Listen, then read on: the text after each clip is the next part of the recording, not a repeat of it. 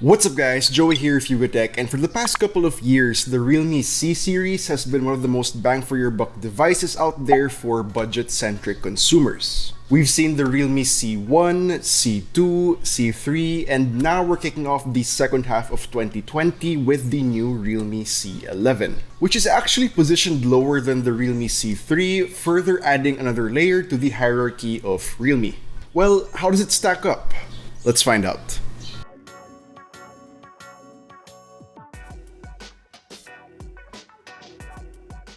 Unboxing their signature bright yellow box, we are first greeted by the accessory packet, which holds your user manual, SIM ejector tool, and normally a free jelly case, which doesn't seem to be the case over here with our unit.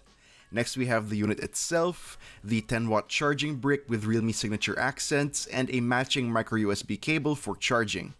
Right from the get-go, the Realme C11 can almost be mistaken for a more premium phone. We have a large 6.5-inch display, a thickness of 9.1mm, and comes in at a weight of 196 grams, which feels very comfortable to hold in the hand. The unit we have now comes in pepper gray, but there's a more colorful mint green version as well. Looking at the front, the Realme C11 has a mini drop notch design, which is beginning to look a little bit dated since a lot of entry-level phones are starting to adopt the punch hole camera layout. It also has a very noticeable bezel by the chin, but with this screen size, we don't think you'll be having much of a problem. But the lack of a notification light might bother some people. Another thing that might bother you is the lack of Corning Gorilla Glass protection, but we do get a pre-installed screen protector, which is a good thing to say the least. Now heading to the back, we have a polycarbonate rear panel that features a textured finish which helps maintain grip of your phone as well as to avoid unnecessary fingerprints. This particular colorway, along with its updated rear camera module, vaguely does remind us of the Samsung Galaxy S20 series, but what does capture more attention is that smooth vertical strip with the Realme logo that lines up along with that beautiful looking rear shooter, which we think is a really nice touch. On the left sits your dual nano SIM card tray along with a dedicated micro SD card slot for expandable storage, while on the right we have your power button and volume rocker. The top is nice and clean, while at the bottom we have a rather dated micro USB port for charging, the primary mic, loudspeaker, and thankfully a 3.5mm headphone jack. Checking out the display, we get a 6.5-inch IPS panel running at a resolution of 1560 by 720, which equates to 270 ppi.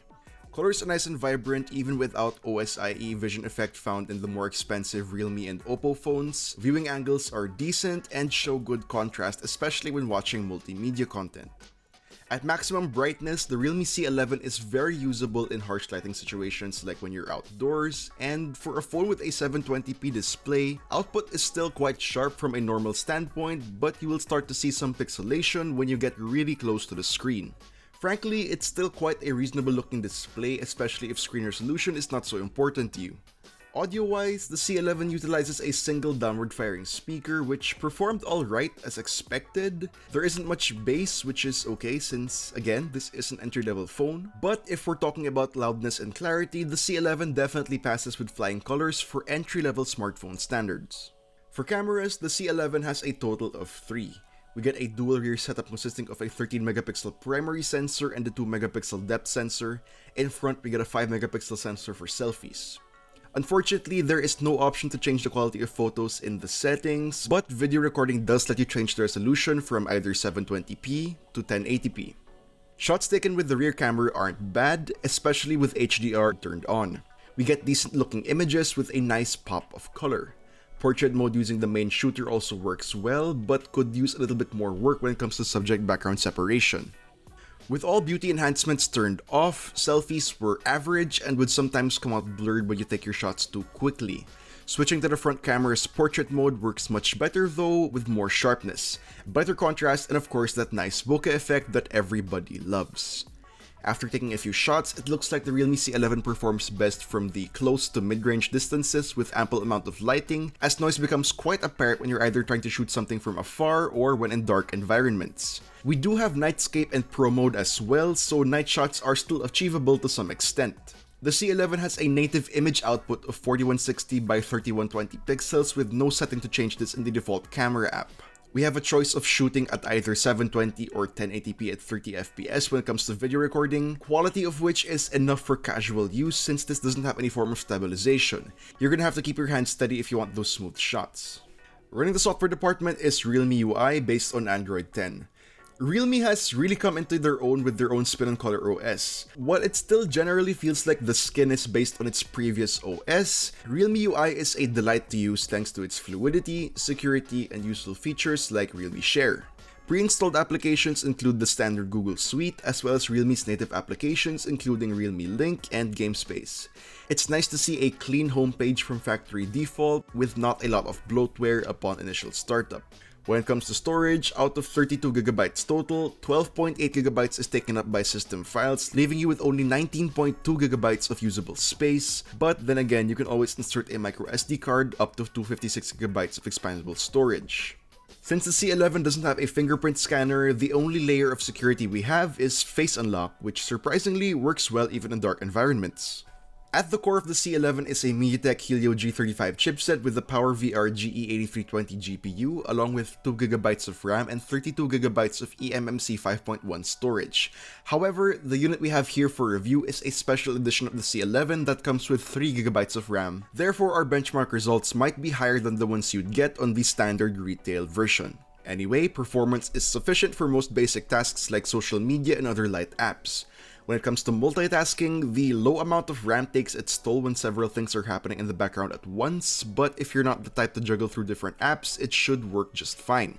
When it comes to gaming, the Helio G35 has already been proven to be able to handle some gaming, but don't expect anything like high graphics settings and super smooth gameplay as there will be times you'll encounter some stuttering, but these are the things you're gonna have to expect for a phone of this caliber. By default, Call of Duty Mobile and PUBG Mobile run quite smoothly on the lowest graphics quality, both on medium frame rate settings, while less graphically demanding games like Mobile Legends and Temple Run 2 run quite effortlessly on this device. For reference as to how the C11 performs, check out the benchmark source we got here. For power, it comes with a 5000 mAh battery with support for 10W charging. This huge capacity combined with the lower resolution screen and power efficient chipset provide an easy 2-day battery life. Charging, however, is slow given the limited 10W power delivery. In our standard video loop test, the C11 backed it up with a total of 25 hours and 31 minutes of playback, making this device a good companion for continuous multimedia consumption, while charging the device up from 0% took 2 hours and 58 minutes to reach a full battery.